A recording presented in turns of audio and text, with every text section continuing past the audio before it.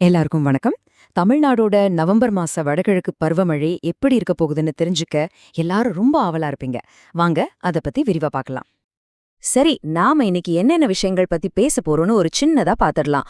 முதல்ல இந்த மழை இப்போ நிஜமாவே நின்னுடுச்சா இல்லையாங்கிறத பத்தி பாப்போம். அப்புறமா தென் மாவட்டங்கள், டெல்டா பகுதிகள்னு தனித்தனியா மழை எப்படி இருக்கும்னு பார்க்கலாம். கடைசியா ரொம்ப முக்கியமான தேதிகள் என்ன, அதுக்கப்புறம் என்ன நடக்கும்னு ஒரு பார்வை பாத்துடலாம்.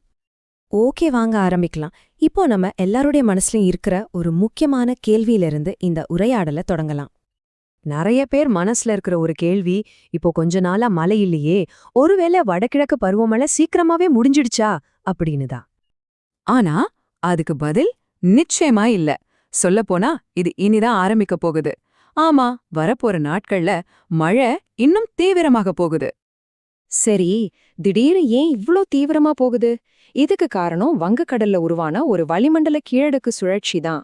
சிம்பிளா சொல்லணும்னா, இதுதான் வரப்போற கனமழைக்கு ஒரு என்ஜின் மாதிரி செயல்பட்டு எல்லா ஈரப்பதத்தையும் நம்ம பக்கம் இழுத்துட்டு வரப்போகுது. இப்போ தமிழ்நாட்டோட தெற்கு பகுதி மற்றும் டெல்டா மாவட்டங்கள்ல நிலைமை எப்படி இருக்க போகுதுன்னு முதல்ல பார்க்கலாம் வாங்க. முதல்ல தென் மாவட்டங்கள், குறிப்பா கடலோர பகுதிகள்ல இருக்கிறவங்க ரொம்பவே எச்சரிக்கையா இருக்கணும். ஏன்னா அடுத்த சுற்று மழையோட தீவிரம் இங்கதான் அதிகமா இருக்க போகுது. அதனால தென் மாவட்டங்கள்ல இருக்கிறவங்க இந்த தேதிகளை ரொம்ப கவனமா நோட் பண்ணிக்கோங்க. நவம்பர் 17ஆம் தேதியிலிருந்து 23ஆம் தேதி வரைக்கும் இந்த காலகட்டத்துல பரவலான ரொம்ப தீவிரமான மழை பெய்யும்னு எதிர்பார்க்கப்படுது. அடுத்துதான் நம்ம டெல்டா மாவட்டங்களுக்கு வருவோம். இங்க இருக்கிற பல விவசாயிகள் மற்றும் கடலோர மக்கள் இந்த மழைக்காகத்தான் காத்துட்டு இருக்காங்க. அவங்க தெரிஞ்சுக்க வேண்டிய முக்கியமான தகவல் இதோ. டெல்டா பகுதியில இருக்கிறவங்க இந்த தேதிகளை மறக்காதீங்க. நவம்பர் 16, 17 அப்புறம் 18 இந்த 3 நாட்கள்லயும் உங்க பகுதிகள்ல மழை நல்லா தீவிரமாகும்.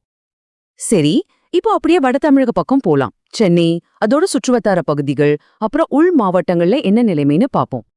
சென்னை, திருவள்ளூர், காஞ்சிபுரம், செங்கல்பட்டுன்னு இந்த வடகடலோர மாவட்டங்கள் அடுத்த சுற்று வலுவான மழைக்கு தயாராக வேண்டிய நேரம் இது.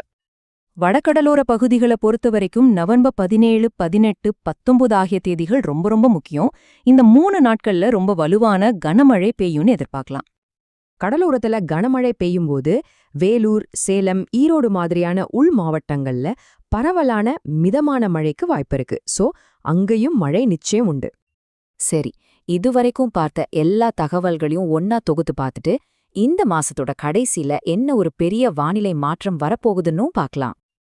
இங்க பாருங்க, இந்த அட்டவணை எல்லாத்தையும் ரொம்ப எளிமையா காட்டுது.